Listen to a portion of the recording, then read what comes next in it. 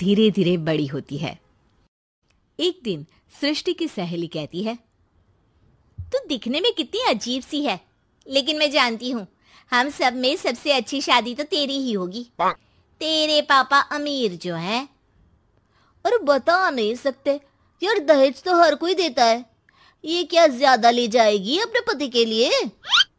अरे बड़े शहर में कोठी है इसके पापा की। अरे पापा की है ना, कौन सी इसकी है? इसकी होती तब तो कोई भी लड़का इससे शादी कर लेता। अरे पापा की मतलब पापा की है तो मेरी ही है ना? किसने कहा? अब तेरी तो तब होगी ना जब तेरा भाई ना हो। वैसे भी शादी के बाद सारी प्रॉपर्टी भाई के नाम होती है।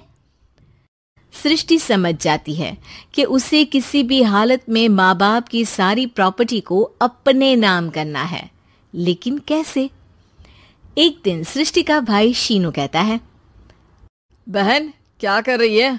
तुझसे एक बात करनी है। अरे हाँ हाँ करना, मैं तो तेरी बहन हूँ।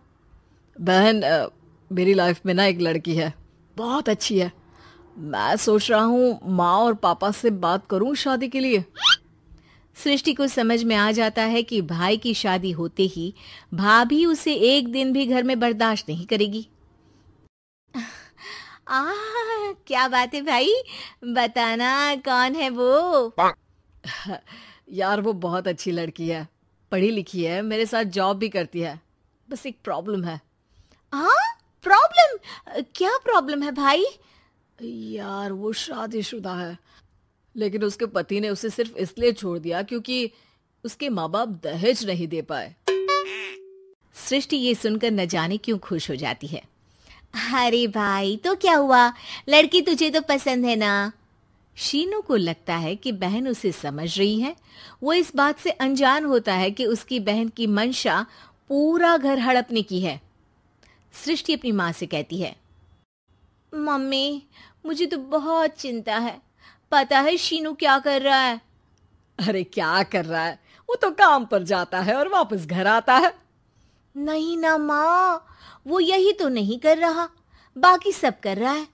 आपको पता है उससे प्यार है, और वो भी एक शादीशुदा लड़की से।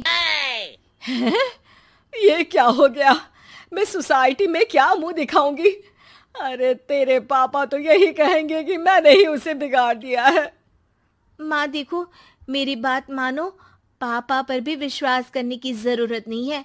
अब आप ही बताओ, पापा इतनी देर घर के बाहर रहते हैं क्यों? बोलो। अरे बेटा वो तो नौकरी करते हैं ना। तू बहुत भोली है माँ। पापा का ऑफिस तो 7 बजे खत्म हो जाता है, लेकिन देखो कितनी देर से आते हैं। अरे नहीं नहीं बेटा, ऐसी कोई बात नहीं है। सृष्टि माँ को एक औरत से बात करते पिता की फोटो दिखाती है। देखो माँ कैसे हैं पापा, मैं ना कहती थी कि पापा सही नहीं है। मैं तेरे पापा से बात करूंगी, दे फोटो मुझे। ओ माँ वो तो डिलीट हो गई। लेकिन चल, तूने तो देख लिया ना, पापा से बाद में बात कर लेना। और हाँ, मेरा नाम बिल्कुल मत लेना। हाँ माँ। अब क्या था, सृष्टि के माँ और पिता के बीच झगड़ा होना शुरू हो जाता है। सृष्टि के मन में क्या चल रहा था कोई नहीं जानता था। एक दिन, माँ सृष्टि के लिए एक लड़का देखा है, वो लोग शाम को उसे देखने आने वाले हैं। और हाँ माँ, एक खुशखबरी, मैं और पापा मिलकर एक नया बिजनेस ट्राई कर रहे हैं। शाम को लड़का आता है, सांवले रंग का। सृष्टि को तो बिल्कुल भी पसंद नहीं आता। लड़की की माँ कहती है, लड़की का चेहरा तो कोई खास नहीं, लेकिन अगर मेरे बेटे को आप लोग सेटल कर दें तो मैं उसकी शादी आपकी बेटी से करवा दूं। सृष्टि को लड़का बिल्कुल पसंद नहीं था। उसे भाई पर गुस्सा आ जाता है। लड़के वालों के जाने के बाद कहती है, माँ देखा शीनू मेरे लिए कैसा लड़का लेकर आया, न दिखाने लायक न सुनने लायक, सेटल भी नहीं, वो भी हम करे। अरे माँ मैं जानती हूँ ये मेरी शादी किसी भी घर में क्यों करवाना चाहता है। अरे कैसी बात कर रही है बहन, तूने तो देखा ना, लड़के को मैंने ही मना कर दिया तुझसे शादी के लिए।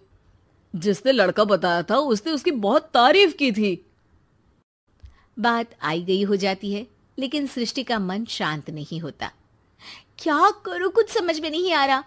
मेरी शादी हो गई तो ये लोग पूरी प्रॉपर्टी शीनू के नाम कर देंगे, मेरे हाथ तो कुछ लगेगा ही नहीं। तभी सृष्टि को आइडिया आता है।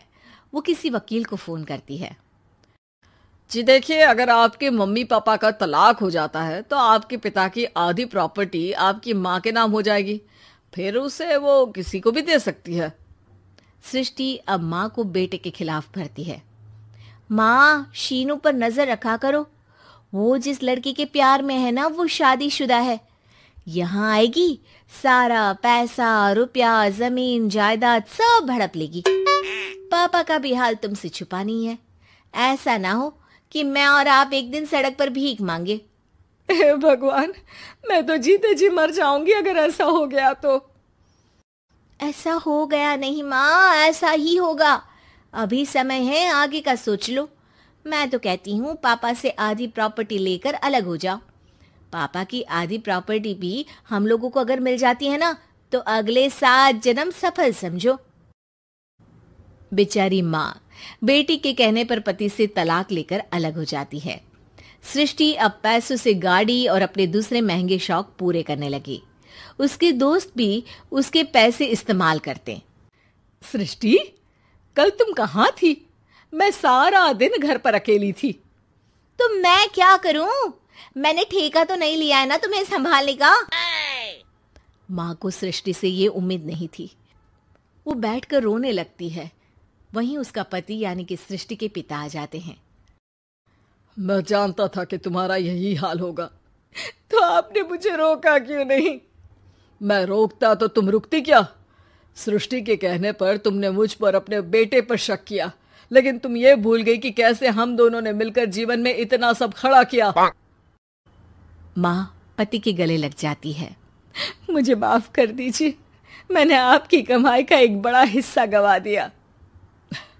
कोई बात नहीं, तुम साथ हो तो मैं ऐसी 7 प्रॉपर्टी खड़ी कर दूंगा। तभी वहां सृष्टि आ जाती है रोते हुए। माँ, मयंक ने मुझे छोड़ दिया। वो बोल रहा था जब तक मेरे पास पैसे थे तब तक ही वो मेरे साथ था। पापा, माँ, मुझे माफ कर दीजिए। Like, share, comment and subscribe my channel. Thank you for watching. ऐसे ही और वीडियो देखने के लिए मेरे YouTube चैनल पे जाएं। Thank you.